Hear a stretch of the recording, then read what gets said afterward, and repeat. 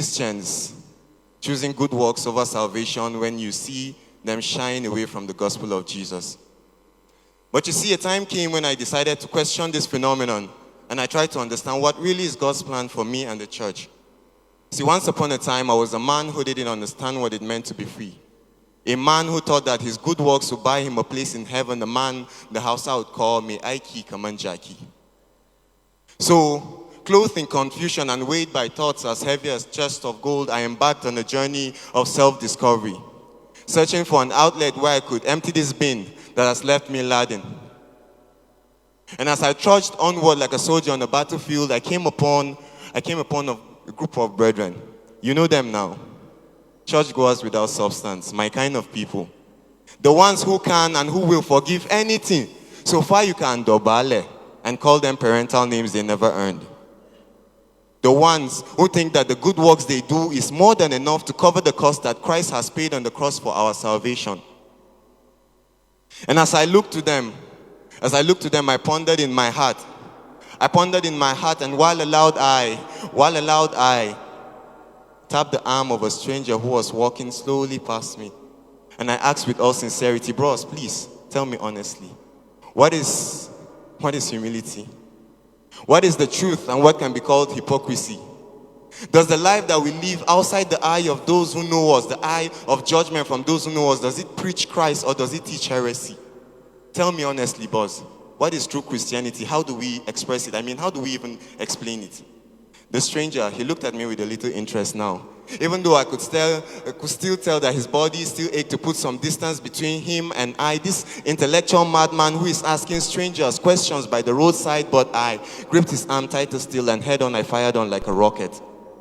Tell me, boss, is this humility that we speak of, is it written on our faces like hieroglyphics on Egyptian walls or engraved on their tombstones? Or is this something that we have to rely on the sixth sense to sense what should most probably be common sense? You see, the stranger, he looked me dead in the eye while shaking his head slowly from left to right and left again, as if empathizing with the sad state of my mental health, while he shook his hand free of my grasp and he walked away.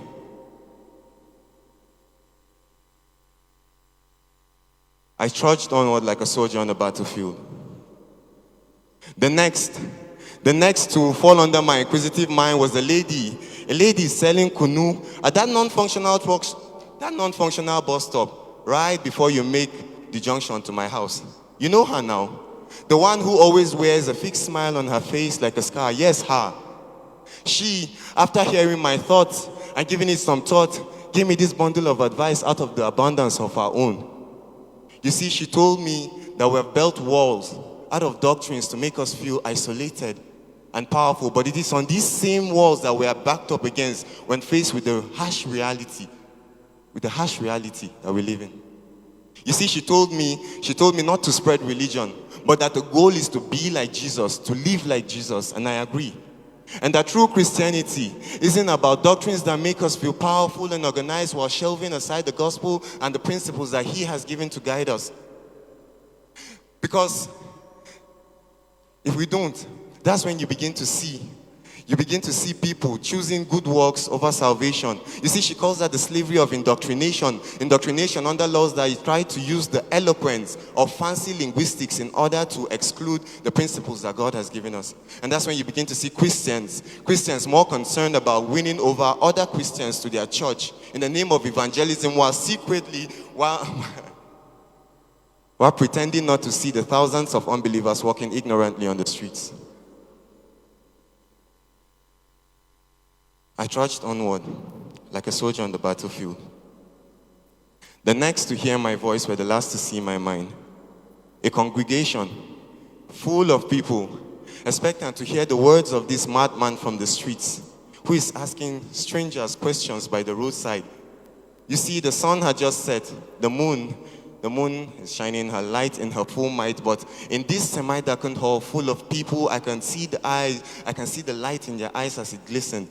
And so I decided I'll pour out my heart to anyone who would listen. So please be that someone who would listen. You see, we've built walls with doctrines to guide us, but we're secretly shelving the principles that are meant to keep us. So I asked, does this not become a part of our infectious morality? Because you see, if we don't stop building our faith on the foundation of lies, then we stop spreading the gospel of Christ, but instead we start spreading the cancer of morality very fast and very deadly.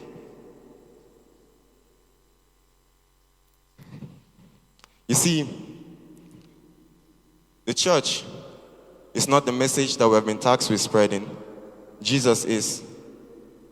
See, we have not been called upon the face of the earth to serve as lords. No, we have been appointed as witnesses. The only ones with the truth that can set the world free. But how can you tell the wholesome truth when you live a lie? How can you remove the speck in your own? How can you remove the speck from another when there is a log in your own eye? See, on my journey, I discovered that there's only one path to salvation, and that is Jesus. For in his word, he said, I am the light of the world. Whoever walks with me will never walk in darkness, but will have the light of life. So I'm telling you now that there are two choices. And my advice, pick life. Thank you.